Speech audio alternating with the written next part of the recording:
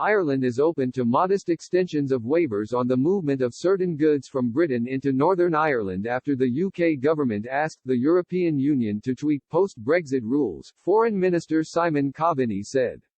Mr. Coveney was speaking ahead of talks on the issue next week in London between British Cabinet Office Minister Michael Gove and European Commission Vice President Maroš Šefčovič, both of whom Mr. Coveney said he was in regular contact with. I would be open to advocating for modest extensions of grace periods, Coveney told Ireland's RTE radio. Nevertheless, Mr. Coveney insisted the protocol was generally working, highlighting that the volume of goods arriving into Northern Ireland ports was similar to this time last year. And he also rejected any suggestion that it could be scrapped after demands by DUP leader Arlene Foster, Northern Ireland's First Minister. Responding to a claim from Mrs. Foster that he was tone-deaf to unionist concerns about the protocol, Mr. Coveney insisted he was just trying to be honest.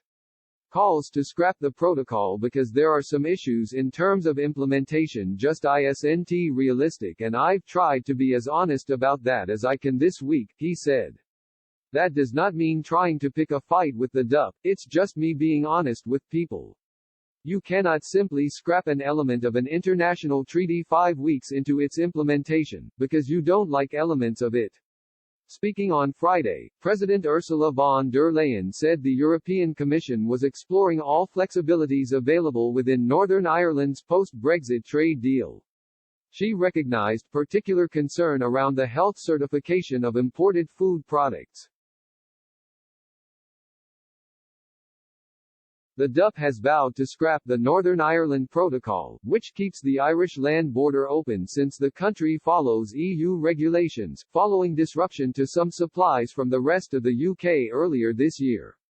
She told Northern Ireland Assembly Speaker Alex Maskey, I can assure you that the Commission has been exploring all flexibilities available under the applicable rules of Union law and within the framework of the Protocol, in order to facilitate the implementation of the Protocol, whilst fully protecting the integrity of the Union's single market and customs union. Mrs. Foster has said unionist frustrations at the trade border on the Irish Sea must be channeled through constitutional means. Meanwhile, Police Service of Northern Ireland (PSNI) Chief Constable Simon Byrne has warned of a febrile atmosphere.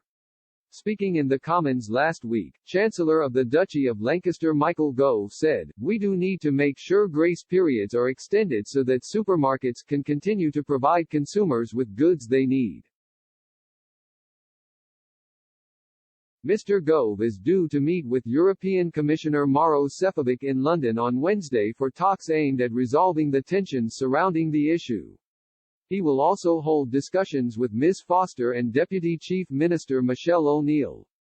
Tweeting last week after the EU triggered Article 16 to prevent imports of coronavirus vaccine into Northern Ireland, before rapidly reversing its decision, Mr. Johnson said, "Our commitment to the people of Northern Ireland and our union is unshakable.